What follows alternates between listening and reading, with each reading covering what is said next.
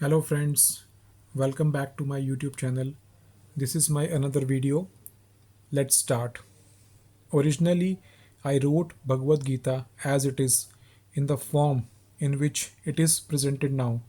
When this book was first published, the original manuscript was unfortunately cut short to less than 400 pages, without illustrations and without explanations for most of the original verses of the Srimad Bhagavad Gita.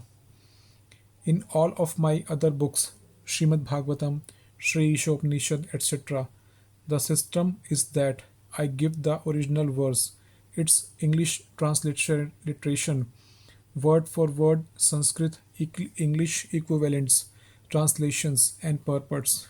This makes the book very authentic and scholarly and makes the meaning self evident. I was not very happy, therefore, when I had to minimize my original manuscript.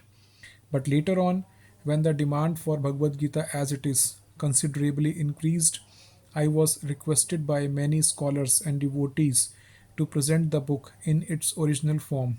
Thus, the present attempt is to offer the original manuscript of this great book of knowledge with full parampara explanation in order to establish the Krishna consciousness movement more soundly and progressively.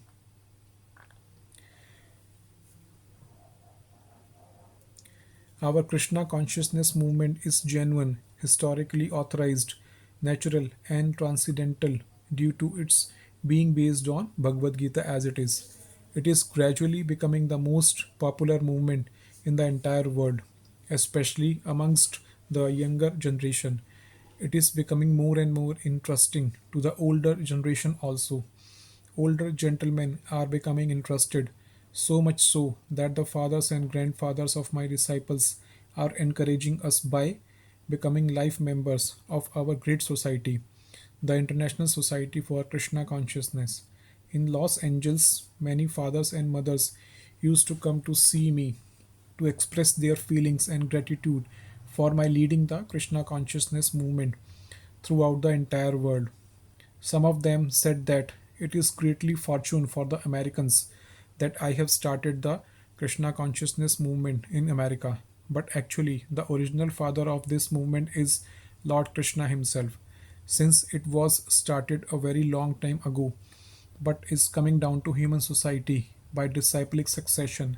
If I have any credit in this connection, it does not belong to me personally, but it is due to my eternal spiritual master, His Divine Grace, Om Vishnupada Paramhamsa Parivirga, Parivirjakacharya 108 Sri Mad Bhakti Siddhanta Saraswati Goswami Maharaj Prabhupada. If I if personally I have any credit in this matter, it is only that I have tried to present Bhagavad Gita as it is without any adulteration. Before my presentation of Bhagavad Gita as it is, almost all the English editions of Bhagavad Gita were introduced to fulfill someone's personal ambition. But our attempt in present Bhagavad Gita as it is to present the mission of the Supreme Personality of Godhead Krishna.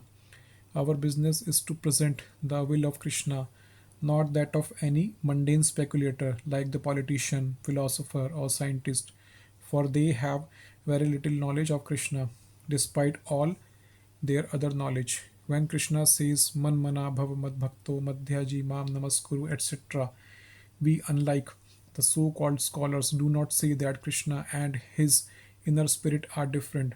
Krishna is absolute, and there is no difference between Krishna's name, Krishna's form, Krishna's quality, Krishna's pastime, etc.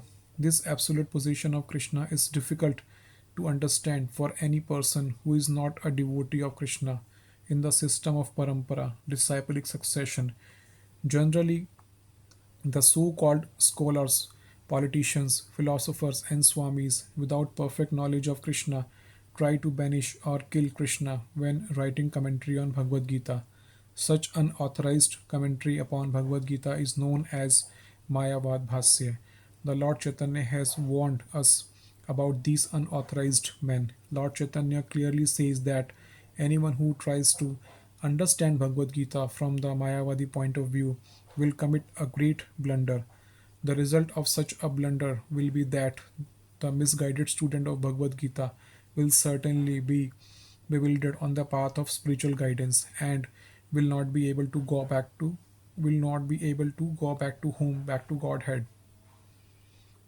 Our only purpose is to present this Bhagavad Gita as it is in order to guide the conditioned student to the same purpose for which Krishna descends to this planet once in a day of Brahma of every 86 year 86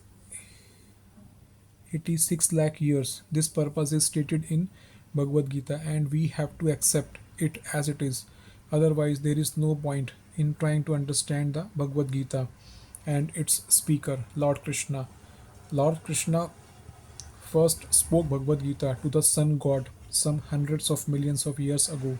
We have to accept this fact and thus understand the historical significance of Bhagavad Gita without misinterpretation on the authority of Krishna. To interpret Bhagavad Gita without any reference to the will of Krishna is the greatest offense. In order to save oneself from this offense, one has to understand the Lord as the Supreme Personality of Godhead, as he was directly understood by Arjuna. Lord Krishna's first disciple, such understanding of Bhagavad Gita is really profitable and authorized for the welfare of human society in fulfilling the mission of life. The Krishna consciousness movement is essential in human society, for it offers the highest perfection of life.